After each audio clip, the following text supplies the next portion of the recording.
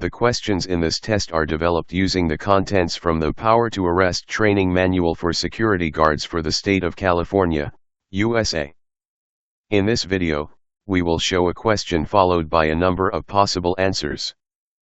After you review the answer choices, the correct answer to the question will be displayed. Finally, an explanation for the correct answer is shown, so that you can learn and understand why a specific answer is the correct answer. For taking the complete set of tests interactively, and to find how well you score on the test, please visit the website securityguardjob.net, or click the link provided on the description area below this video. Once you are on the website, you can click on any of the practice tests to take the actual test. You can also find real-time listing of the latest security guard jobs in all 50 states of the US. For this, you can click on the image of your state on the US map shown on the home page of the above website. Additionally, you can enter your zip code on the zip code search box to find security guard job openings on a particular zip code that you are interested in. Question number 1. Due to a security incident at the site you are guarding, the law enforcement officers were called for help. When they arrived, you are still on duty and still in your uniform. You introduced yourself to the law enforcement officers. After listening to you, they asked you to go and wait in another area. Under the circumstances, you should: Option A, remind them that you are on duty and you cannot obey their orders. Option B, do as you were instructed by the law enforcement officers. Option C, contact your supervisor to report this issue. Option D, ignore their instructions and continue following them around the property. What is the correct answer? Question number 1. The correct answer is option B. Explanation: during an emergency, you may not interfere with police or peace officers who may be on the scene, even if they are on the private property of your employer or client. You must cooperate to the extent possible with these peace officers, or you may be subject to arrest. Question number 2. While guarding a private property, as a security guard, do you have the authority to question people who are trying to enter the property? Option A, no, only law enforcement officers have the authority to interrogate people. Option B, yes, a security guard can ask questions, as long as the entry to the property is not denied based on their answers, since it can be construed as discriminatory. Option C, yes, as the agent of the owner of the property, a security guard can ask questions to people trying to enter the property, and deny their entry if the answers are not satisfactory. What is the correct answer? Question number 2. The correct answer is option C. Explanation: a security guard or a proprietary private security officer is an agent of the owner of the private property and, in this role, can exercise the owner's right to ask people on the property what they are doing there, who they are, etc. If they refuse to answer the questions, or if their answers are not satisfactory, the security guard or proprietary private security officer may ask them to leave. Question number 3.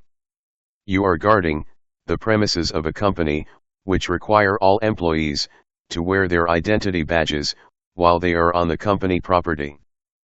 During your rounds, you found a person without their badge. When questioned, they said they just forgot to bring their badge. You asked them to leave the property, which they refused to do. Which rules or laws, if any, are they violating? Option A, the company rule to wear the badge. Option B, a public law. Option C, they didn't violate any rules or laws, they simply forgot to bring their badge. Option D, both company rule and public law. What is the correct answer? Question number 3. The correct answer is option D. Explanation.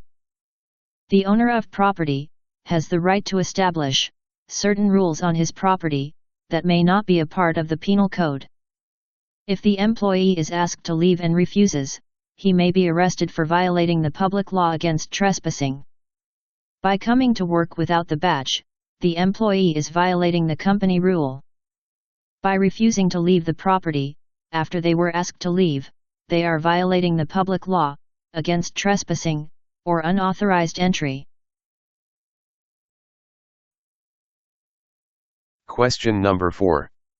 The company you are guarding has a published policy to randomly inspect the belongings of employees when they leave the premises, to make sure no unauthorized materials are taken from the property.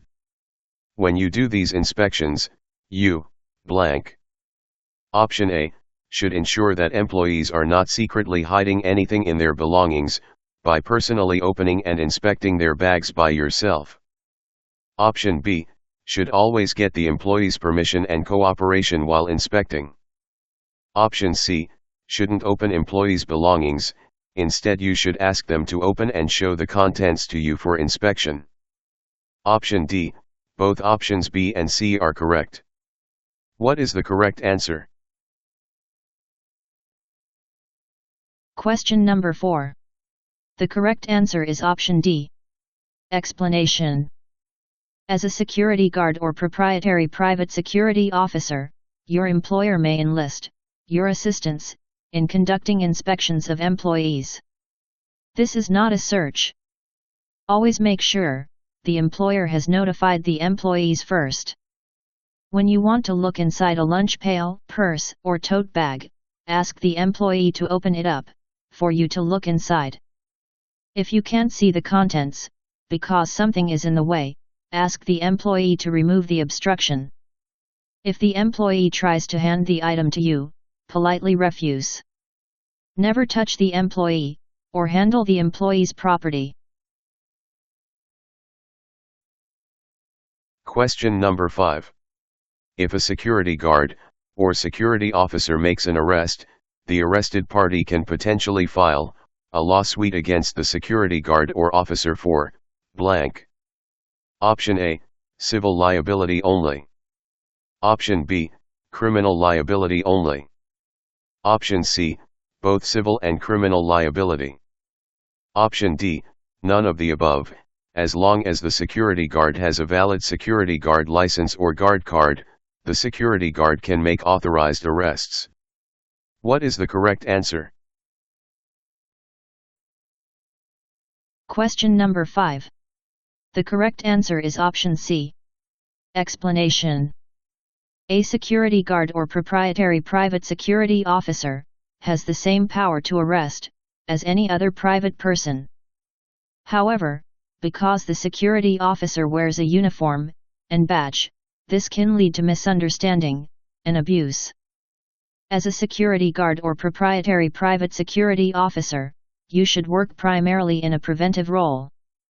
Use good judgment and exercise caution when faced with an arrest situation. A security guard has no special authority than a private citizen to make an arrest. In addition, the security guard is expected to receive higher level of training than a private citizen. Due to this, except under exceptional and clearly justifiable circumstances, it is better to call the law enforcement agencies to make the arrest. Did you like this video? If so, will you please click the like button below this video to help others find this video quickly? Did this video help you? If so, why don't you share it with others by clicking the share button to share it with your friends through Facebook, Twitter, LinkedIn, Reddit, etc. To receive notifications about new videos, please click the subscribe button. Or, you can also click the button at the bottom right corner of this video to subscribe to this channel. Thank you for watching.